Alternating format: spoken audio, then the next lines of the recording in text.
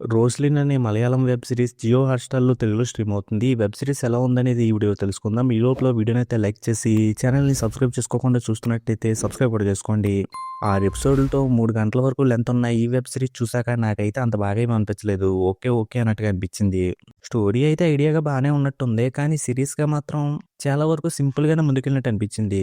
ఇంకా స్టోరీ ఏంటంటే సిరీస్‌లో ఉన్న మీనా గారి అమ్మాయికి నైట్ టైమ్ డ్రీమ్స్ వస్తా ఉంటాయి. ఆ డ్రీమ్స్‌లో ఆవిడని ఎవరో చంపేయడానికి వచ్చినట్టు వస్తది.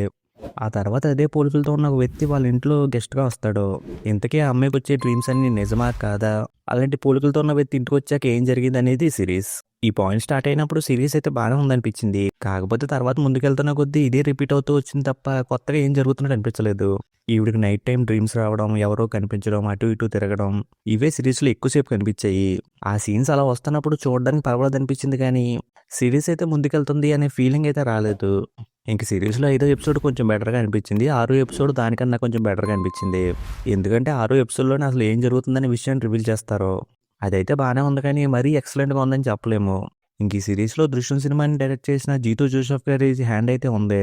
ఇంక ఈ సినిమాలో కనిపించిన మెయిన్ లైన్ కూడా చూడడానికి 'దృశ్యం 2' సినిమాలో ఫస్ట్ హాఫ్‌లా ఉంటది. ఇంక సిరీస్‌లో పాప క్యారెక్టర్‌లో చేసిన అమ్మాయి పెర్ఫార్మన్స్ అయితే బావుంది. ఇంక మిగిలిన వాళ్ళకైతే అంత బాగా యాక్ట్ చేయడానికి స్కోప్ లేదు. ఉన్నంతలో బానే చేశారు.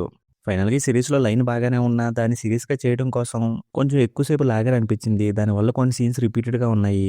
అందుకే ఈ సిరీస్ నాకైతే ఓకే, ఓకే అన్నట్టుగా అనిపించింది. ఇంక ఇలాగే ఉండే సిరీస్‌ని ఒకవేళ చూద్దాం అనుకుంటే ఒకసారి ట్రై చేసుకోండి. సిరీస్‌లో అయితే అడల్ట్ కంటెంట్ ఏం లేదు. కాబట్టి ఫ్యామిలీతో కూడా చూసుకోవచ్చు. ఇక ఈ సిరీస్‌కి నేనిస్తున్న రేటింగ్ అయితే 2.5 ఔట్ ఆఫ్ 5. ఇంకా వీడియోని క్లోజ్ చేసే ముందైతే వీడియోని లైక్ చేసి, ఛానెల్‌ని సబ్స్క్రైబ్ చేసుకోకుండా చూస్తున్నట్టయితే సబ్స్క్రైబ్ కూడా చేసుకోండి.